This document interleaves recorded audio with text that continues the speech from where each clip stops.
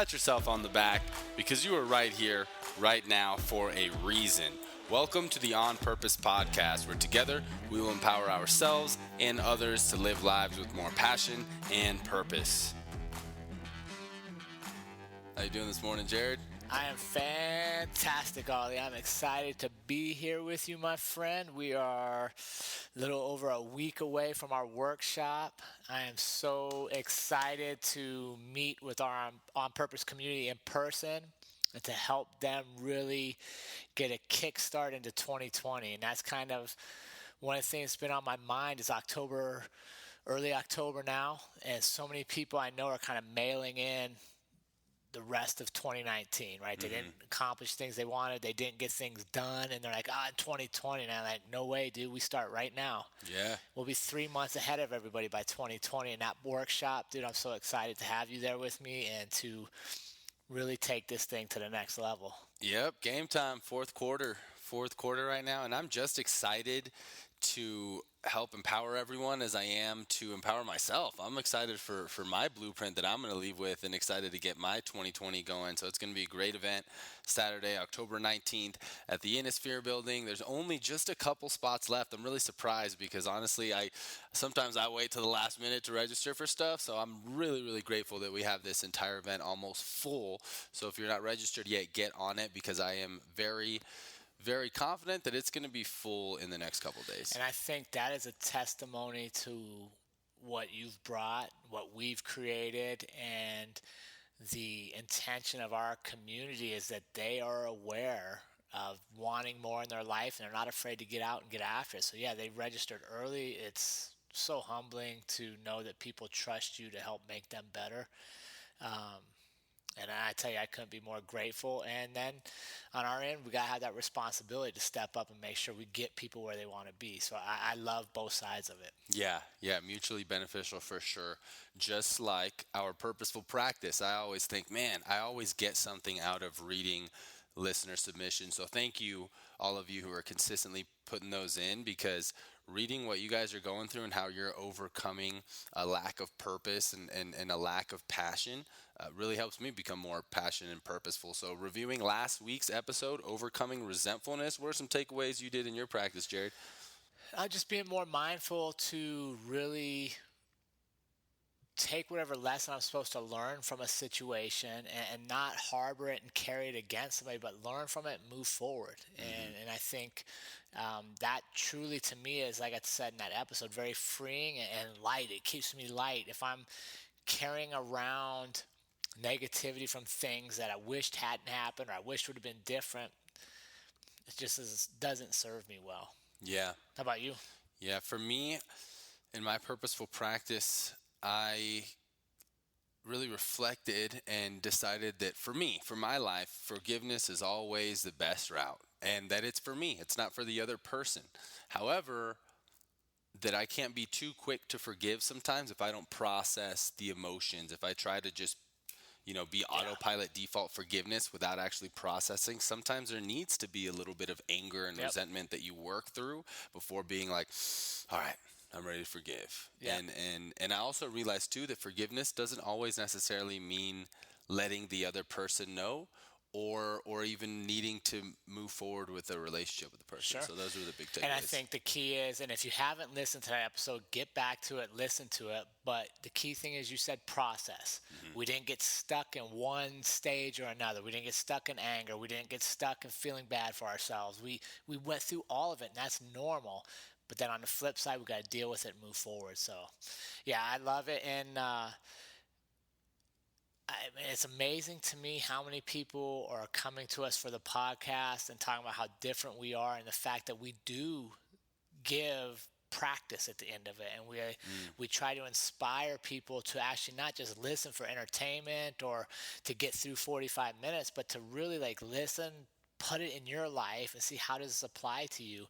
And that's what separates us. There's so many podcasts out there, and we're different. We know we're different. We choose to be different, and we're so thankful for all of you guys that are embracing that difference and really creating a community that is going to make the world a better place. And I know that's idealistic, and some of my friends will be like, oh, you blah, blah. And I'm like, no, dude, that's what we're doing. If we make one person's day better, the world is better. And if each of us make another person's day better, the world is better. And that's what we're doing. And I make no bones about it. Like, we have big goals for this. We have big dreams for this. And it is to bring more purpose to people's lives, which to me then also brings happiness. Amen. Who doesn't want more happy people walking around the streets? Yeah, that's what I want. It's the compound effect. Well, I'm excited about today's episode titled, Are You Afraid of Greatness? Greatness is a topic that I love, considering my name is Ali, one of the most famous Alis. He used to call himself the greatest. So I love the term greatness, and I'm excited to reflect on this. Yes, I want you to, why don't you kick it off for us this week, Ali? What do you see as greatness? Like, how do you define greatness, or what do you think of when you hear the term greatness? Greatness to me has this divinity to the word, right? When you think of something great, you think of something godly, something divine. And I think of how we all have divinity within, and how we all are born with the capacity to be great. No matter who you are, no matter how you're born, what race, color, religion, how your body is, whether you have any defects, any sickness, illness, anything, any human being, I truly, truly believe has the capacity to be great. And exercising greatness, in my opinion, is manifesting what you intend to manifest, is going out there and achieving what you want to achieve. But also, being great is knowing when to pivot and shift, because sometimes the universe, sometimes that greater divinity, no matter how hard we try and achieve something, it may not be meant for us. So I think that greatness is manifesting with awareness. Interesting. Yeah. So that's interesting. So you don't think it's an actual skill? Is it an actual talent you have, or you believe everybody has it? I believe everyone has it, but it does need to be honed. Yeah. Everyone is born with the capacity for greatness, but it needs to be. That's a good question. I don't know if I would call it a skill. But Yes. I see what you're saying. See, I do think it's a skill. Okay. And here's why. If you ask me, what do I define greatness as? I literally see greatness as just seeing what's possible within you, period. Right? Because I think too many times people see greatness as LeBron James or this celebrity, and I can never be them because I'm not 6'9" and I can't dribble a basketball, or blah, blah, blah, blah, blah. But we all have something, just like you said, we all have something that's great within us. What separates those who play in their greatness and those who die with the greatness kept to themselves is the ability to utilize it. Some people don't know what they're great at because they get so stuck in being all the different roles for other people or not believing in themselves that they never tap their greatness. Others know what their greatness is, but they won't let it out for fear of judgment and all the other stuff we'll go through on this episode. But I truly think it's a skill to identify what is my greatness, and then it's overcoming that fear to share it with the world. You know what I mean? Yeah, that's because I agree with you. Like, we all have divine greatness. Everybody's great at something. Now, can you be great on the macro level to the entire world? Maybe not. Like, we may not all catch the break that makes us go viral. We may not all catch the breaks that puts us out to the world. But why shouldn't we be great on the macro or the micro? Yeah. Right? Why can't we be great to the 2 people that do listen to us? Why can't we be great to the 4 or 5 people in our family? Well, we can. For sure we can, but we got to recognize it. Yeah. And that's the first step of being great on the macro level, is being great on the micro level. You can't get to one without, you're right, you can't get great on the big scale unless you're practicing greatness on your small scale. So I firmly believe everybody has greatness in them. It's just their ability to recognize it and then their ability to be willing to share it. Gotcha. What do you think that you're great at? What is the greatness within you? That's so funny. Preparing for this, I thought about that question, and here's the best answer I have for what am I great at? I am great at believing I'm great, believing that I can be different, believing that I have talents and I'm willing to throw it out there. And then I'm also great at believing I'm terrible, so that I then reflect, learn, make adjustments, and continue to grow. So it's kind of weird. Like, I feel like I'm in that middle. Like, I believe I'm great, but I also believe I'm not great. So I'd say my greatness is probably that balance. I know that's kind of a weird answer, but it's truly like when I was thinking about, like, what am I great at? Like, I'm not really, I can't tell you just one skill, like one thing, like this is my thing. And if I do this, I'm always good. Like, I truly believe, even like that keynote you came and watched. And thank you for coming to that, by the way. I love getting outside and just sharing, like, on purpose is all over, not just a podcast once a week. Yeah, that was a fun event. But people liked it. Yeah. Right? And people were like, oh, it was good. And in my head, I was like, that was terrible. I got to fix this, and this. So like, I'm great at stepping out and sharing it, but then I also think I'm really good at analyzing and making adjustments. So I think probably my greatness is balancing between the two. Yeah. What about you? Well, before I jump into mine, I'm kind of Yeah. reflecting on what you said, and I think your greatness comes in identifying areas where people may need some help. Coaching. I think that's coaching. Appreciate it. I think you're really great at doing that and seeing it with just how people interact, in a class, in a group. I mean, that's why you approached me. Yeah. And that was identifying the greatness within me, For right? sure. Of you being like, hey, I want this dude on my podcast, just Yeah. because, to where I was kind of blindsided when you approached me for the On Purpose podcast, because I didn't know that you were using your greatness and observing. Yeah. Right. So something to reflect on is what kind of some greatness I've seen in you is being able to identify the needs and also identify greatness in others of really being able to see what people have to offer. I appreciate that. And that's, yeah, it's interesting. And I think that's truly where I would go with the greatness thing. If you have to walk around and tell people what you're great at, I'd argue you're probably not really good. Yeah. You know what I mean? Like, I will never tell you what I'm great. Like, oh, I'm great at this. And no, you know what? If you're really good at something, you should be demonstrating it. Right. And showing it and earning it, and let other people decide that. Yeah. But I do believe it's 100% okay to not want to be average, to not want to be in the I just want to be like everybody else and ride through this life invisible. No, I want to be great. But then I also want to balance that out and know that I can always improve. Yeah. Yeah. Well, even though you just said great people don't say what they're great at, I'm gonna take a moment and let you guys know what I am great at. And it's also because people have let me know, and I've gotten a lot of feedback and self-awareness, and I do exercise it daily.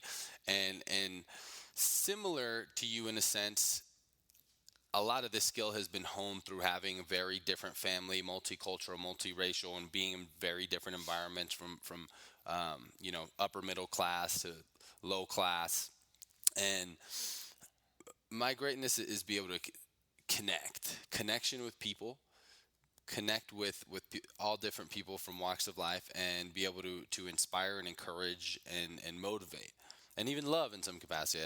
I've gotten a lot better at exuding love to others and really having a connection with people. I think is my greatness. So I think that's a big part of wanting to leave a massively positive impact on the world, because I believe that I can. I believe that I've exercised my greatness enough to be able to do that. Mm-hmm. And I think that partnering people like you, like we can bridge the gap of generations, because there's so much change today to where the way that you grew up and things that you identify with is so different than from what I did. And it may be the way that you say something that will click in someone's brain versus how I say it that will click in someone's brain. But I think that just continuously executing and trying to put it out there is a piece of my greatness that I want to inspire and build others up. Yeah, and you do a fantastic job of building community and really expressing yourself through your gratitude practice. So let me ask you this then, Ali. You've kind of what you want to do with your greatness and building community. Were you ever afraid to let your greatness out? Were you ever afraid to be Oh you? yeah, I'm still afraid. What are you afraid of? Yeah, still afraid. I still have fear of judgment sometimes. You know, Yeah. obviously I've worked through that a lot, and now it's, even if I do feel the fear just a little bit, I move past it. I recognize that fear. I know that fear. But yeah, of course, I've definitely been afraid, and it's been something that I've had to work through. So what? So I would consider those like limiting beliefs, right? We all have limiting beliefs. Don't let anybody fool you. We all have doubts. We all have insecurities. We're all afraid of being judged. We're all afraid of failure to some degree. What truly separates people is their willingness to execute despite those feelings versus being paralyzed by them. So I'd like to know, and I think this is awesome for our community here, when you're doubtful, when you're afraid, what is playing in your head? What voices are you hearing? What statements is it that you have to deal with before you push forward? Is there any one thing that's a constant theme for you, or is it vary from time to time? It's pretty constant now, and it's my voice, my internal voice. And when I feel that fear, typically it's, you got to go,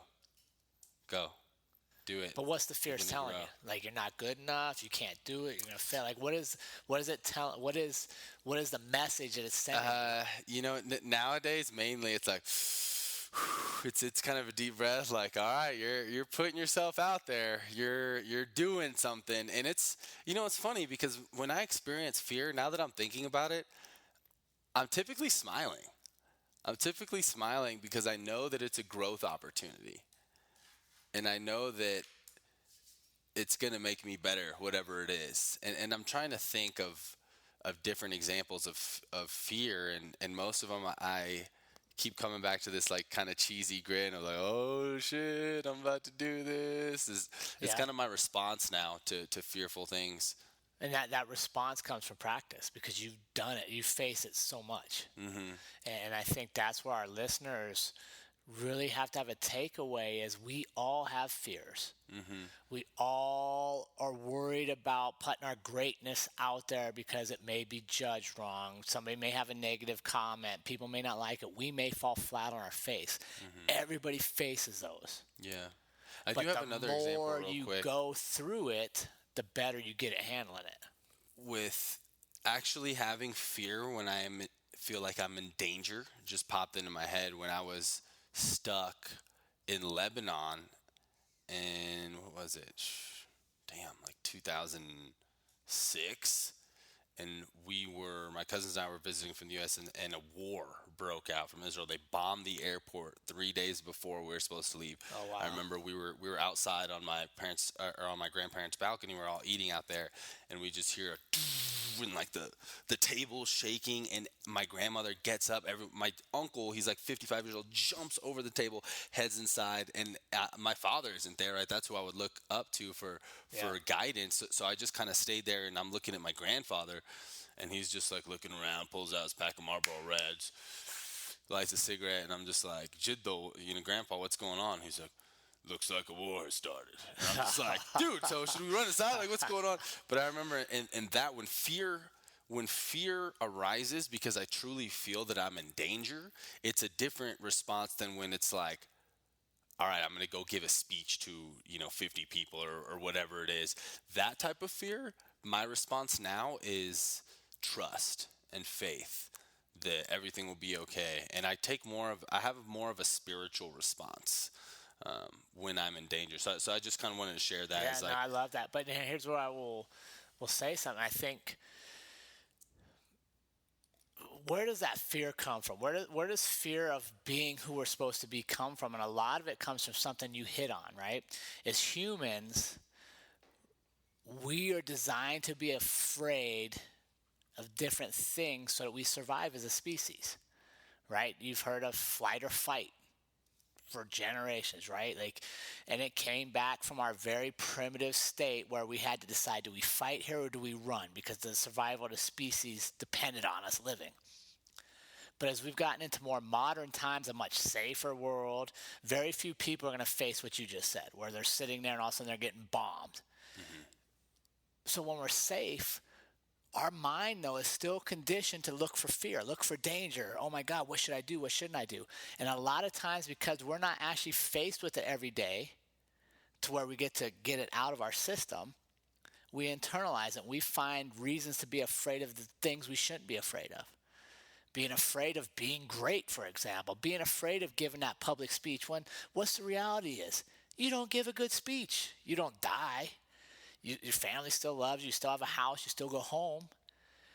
But we get paralyzed by this. We get paralyzed to not raise our hand when we know the question in class for fear of judgment from everybody else. We hide our greatness. That's a good one. Because we're being afraid of all the what if. And guess what? What if you're great?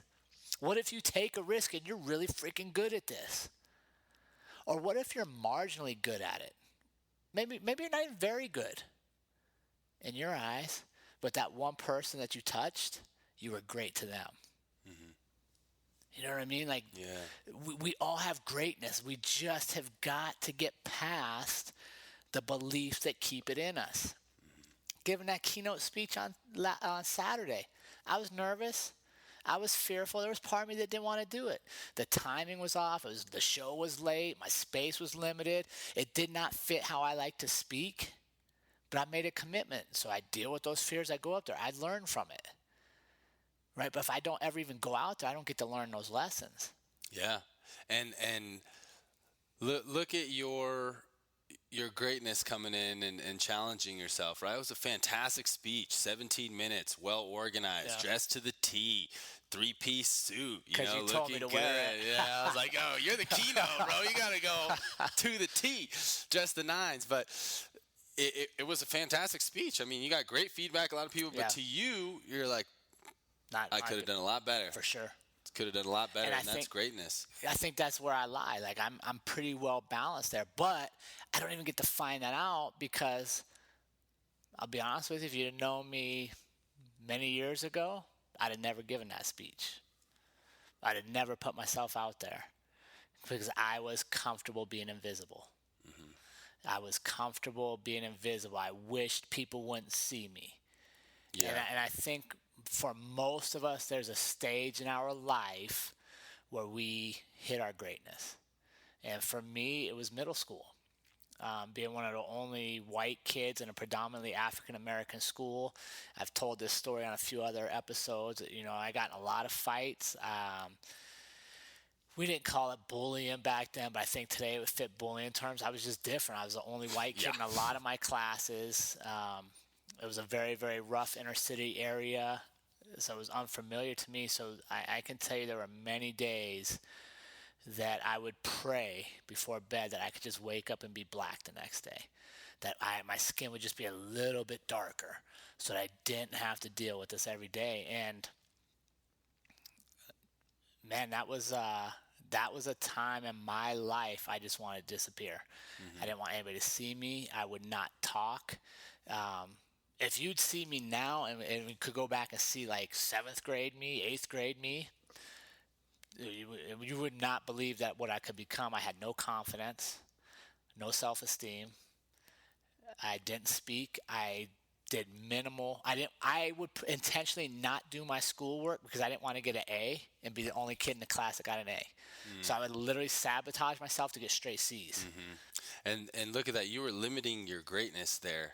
And that's what we tend to do, especially in groups, to conform, right? Yep. So these children, they were easily able to group together and use race as a barrier, right? So all the black kids were a group, and then you're the only white kid. Yep. So they would group together and you're limiting your greatness to be a part of the group, right? Right. You even wished you were a little black. You didn't want to get an A, and Right. same thing with them. I'm sure there was a lot of kids who are like, why are we picking on the white kid? Like, Yeah. but they didn't want to limit their greatness by or Stepping out they of the group. limited their greatness by Yeah. not stepping out, because we tend to be in these groups, right? Same thing when I was in a fraternity. One of the only brown dudes in Texas Tech, Lubbock, Texas, West Texas frat life. I mean, I experienced quite a bit of racism during that, and even me, I didn't make a push for really who I was or my culture, and I conformed, and I wore the damn whitewash Wranglers. I remember I was like, am I about to fucking buy a pair of Wranglers? And now I'll admit, like, I kind of got a little cowboy in my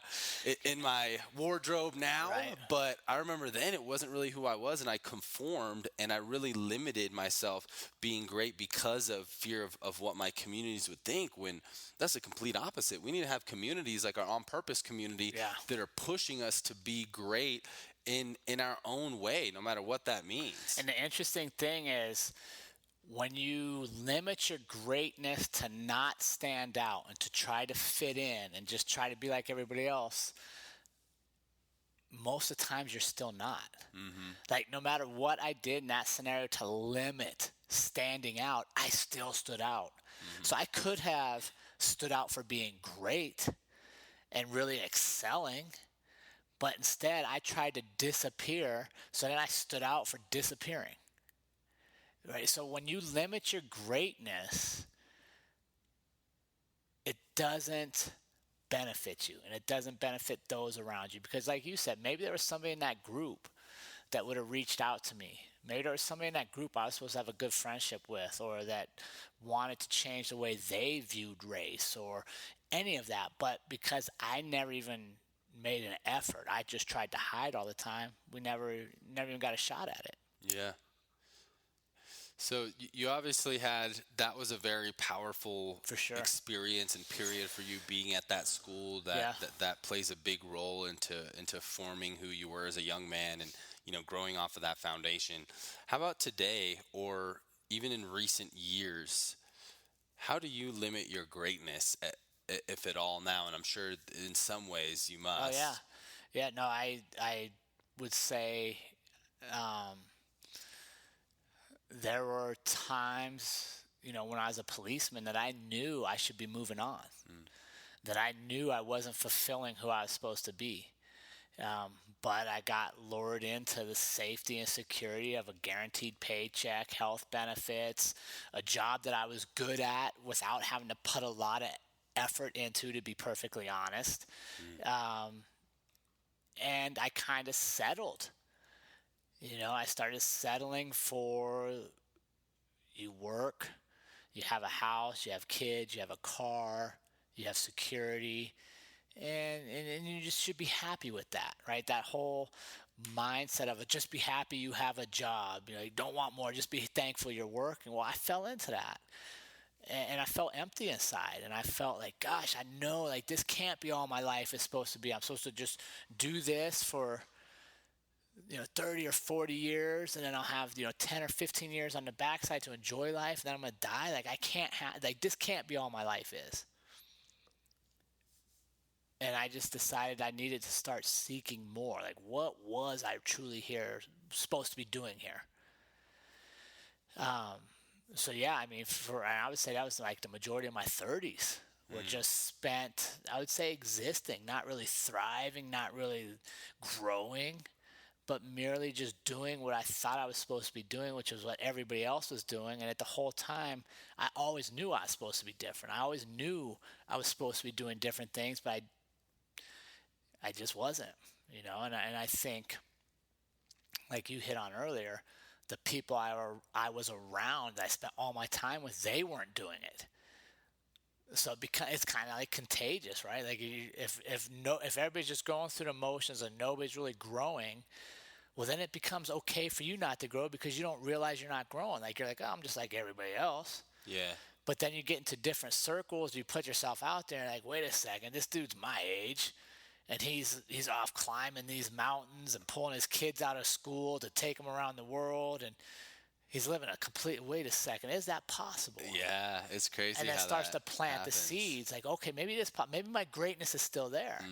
Mm, And we're at a time now where, as much as people bash social media and technology, I can actually pull up videos of people my age that have decided to switch careers and go be great. So now it becomes possible. yeah. And I think that's a huge thing for me is that period of time I got myself surrounded by some different people and I was like, wait a second, I'm going through the motions. I'm not ready to close the book on my life and say this is what Jared was. He got this police job, he raised his family, that's the end of the story. Like, no, there's got to be more to share afterwards, Hmm. you know? Yeah. Yeah, that's powerful. It's amazing how surrounding yourself with people who are exercising greatness makes you greater. I've recently met an awesome, really intelligent woman who lives in an intentional community. She's opened a school in Africa. She's a teacher. I actually need to tell you about her bully free program. Pretty genius. Anyway, she's doing huge things in the world, and I visited her at her place, and her upstairs is a whole like space for her yoga, for her meditation.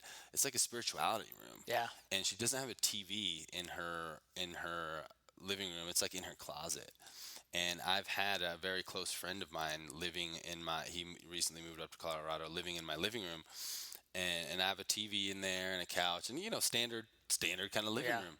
And I've recently been so inspired by her. It's actually last night. Took down my TV, I put it in my room, and I was like, you know what, my living room, my living space, I want to emulate what she did because I felt so good being in her space. She's a yoga instructor, was showing me some yoga, did some meditation. She got this incense candle. She has this other little area, and I was like, damn, like that, structuring that. And her journals are up there, like that's her space. Yeah. And I was like, man, that's she exercises in that space, not only physically but mentally, spiritually, and I was inspired. And we've only been hanging out for about 2 months, and I was like, man, that's really cool to be inspired. And frankly, I'm not easily inspired because I Sure. feel like in most of my communities I'm doing a lot. I'm giving a lot and doing a lot, but it was really nice to be inspired by that. And like I said, last night I took the TV down and get some more things to lay down and make my living room more specific to how I want to live. Yeah, which is, I think, is kind of how that story ties in, is the fact that sitting on a couch watching a television doesn't lead you to your greatness, Hmm. right? It's mindful or mindless entertainment, whereas no television, journaling, yoga, whatever you're gonna do, allows you to feel like you're taking a step towards being great Yeah. and truly like living that great piece of you, not hiding from it, Right. right? And let's be honest. I mean, if people are hiding from their greatness, what does that look like? When I think of people that hide from their greatness, they watch a ton of television. They engage in a ton of other activities, whatever it is that distracts them from the fact that they're not putting it out there. And your story, I think, is fantastic. It's very similar to how I live. I know when I wake up early and I meditate and I journal and I drink my coffee and just sit and look at the world around me and take a moment to be thankful, I'm living my greatness. Hmm.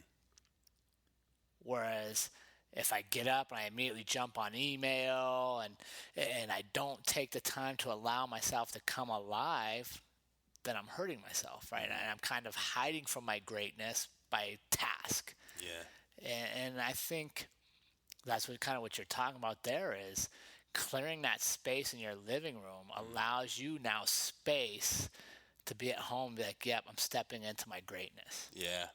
Yeah, I'm excited. You have to come over when I got it all done. Yeah, for sure. Get some good meditation in. Yeah, I So, love it. I have a question. Yeah. Before we wrap things up here, is do you have a recent, or I guess it doesn't have to be recent, but share with us a story of when you felt so great, maybe one of your greatest moments in life, and why do you think it felt so great? That's interesting. The greatest moments of my life,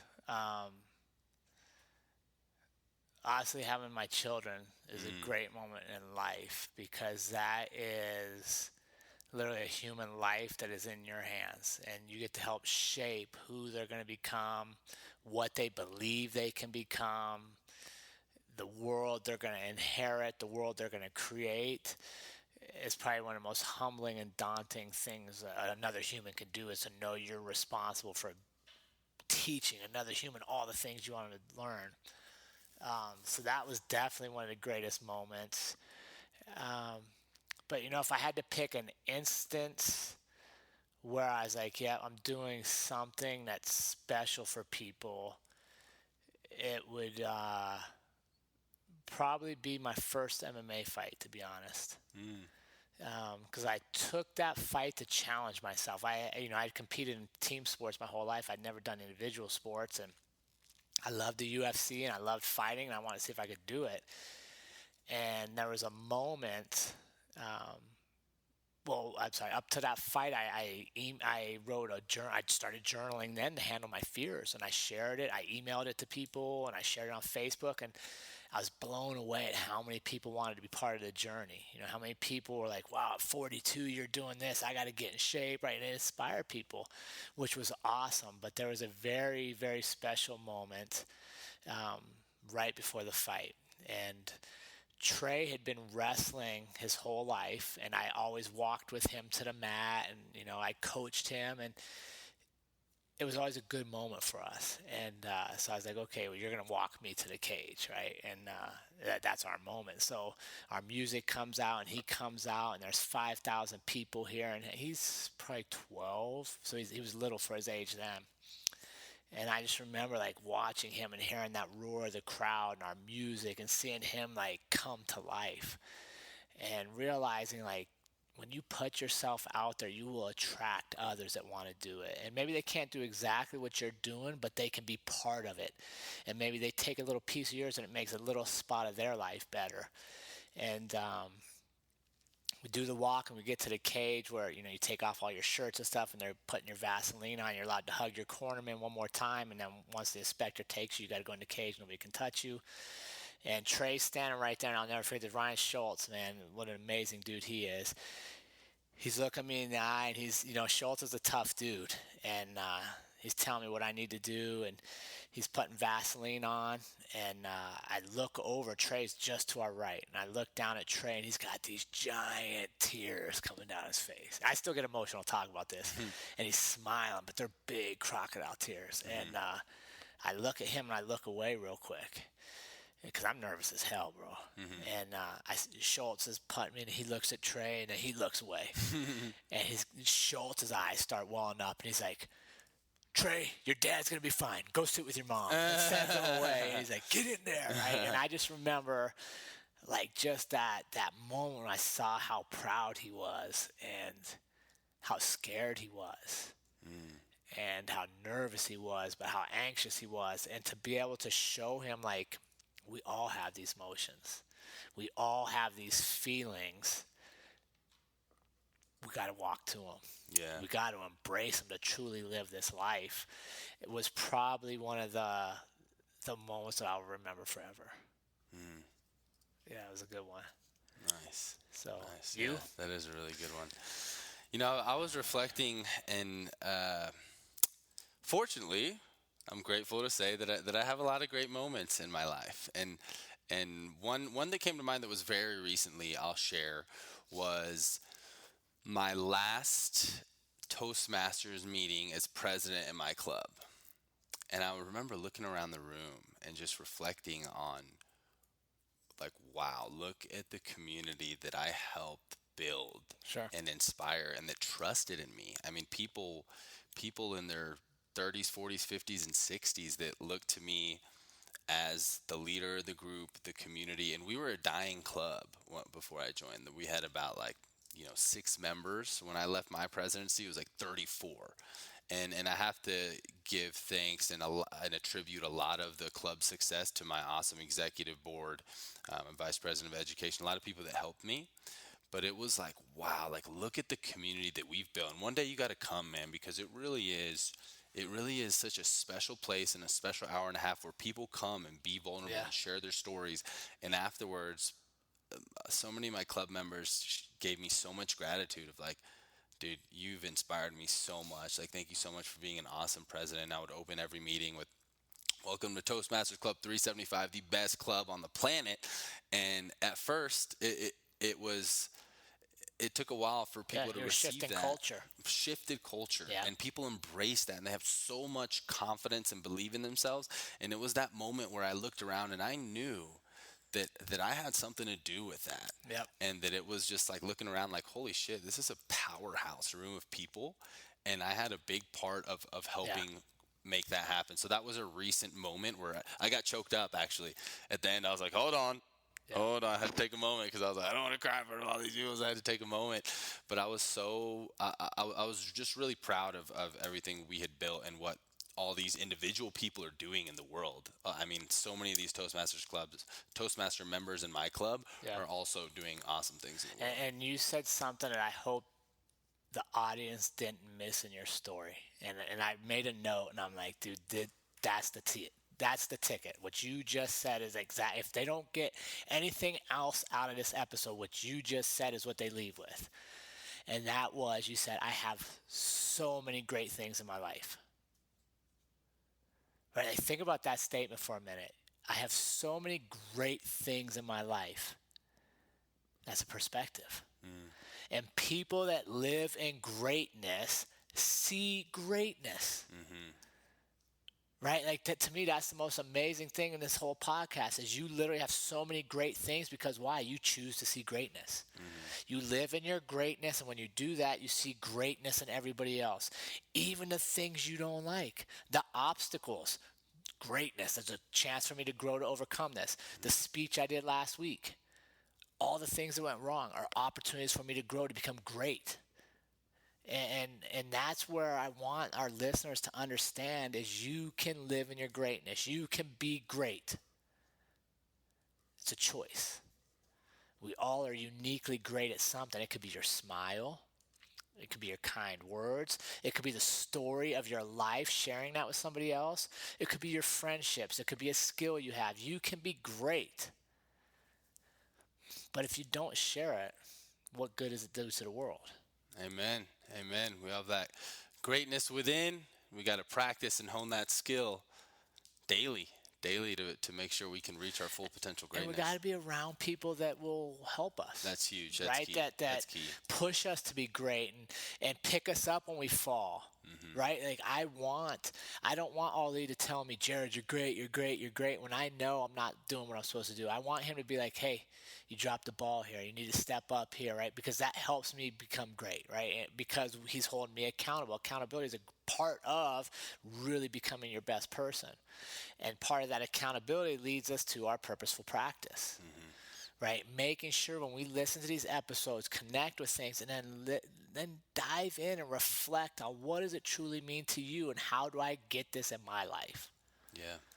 Yeah. Well, let's hop into this purposeful practice here on exercising some more greatness. We have a few questions for purposeful practice this week. The first one is reflect on what things have you once believed or still believe you were great at, or things that people have told you you're great at. Write those down, have a list, and hopefully it matches, what you believe and what other people have told you you're great at. And then take a moment to identify your limiting beliefs and why you are limiting your greatness. And I think laying out this practice is going to be really helpful to identify the things you're great at, seeing what's limiting it, and be able to make a shift in the way you're thinking about your greatness. And hopefully what Jared and I reflected on this episode will help you take it to the next level. And then part 3, most important step, email your practice to us at onpurpose.official@gmail.com. Like we were talking about, it not only helps us reading your submissions, but it's going to help you. We're going to reply to you. We're going to reflect with you, and surrounding yourself with other people who are striving for greatness is going to make you greater. Yeah, and speaking of surrounding yourself with other people, do not forget we're a little over a week away from the workshop, the On Purpose podcast inaugural workshop, October 19th here in Fort Collins, Colorado. It's from 8 a.m. till noon, 4 hours. You'll leave with your blueprint to creating your most purposeful life, and I bet you will do some sort of exercise similar to what we just talked about in this episode at that workshop. You can register off our social media. There's an Eventbrite link there. Click reserve your spot. We don't have many spots left, so if you want to come get in there soon, we'd love to have you. Remember, it's the fourth quarter of 2019. We're not coasting into 2020. We're going full speed to create that best year next year, and it starts right now. So, Ollie, great episode, my friend. I'm blessed to have you here and thankful for you and all you bring to our community. Likewise. And team, do not forget life is far too short to live any other way than on purpose. Thank you for being here, and we'll see you all next week.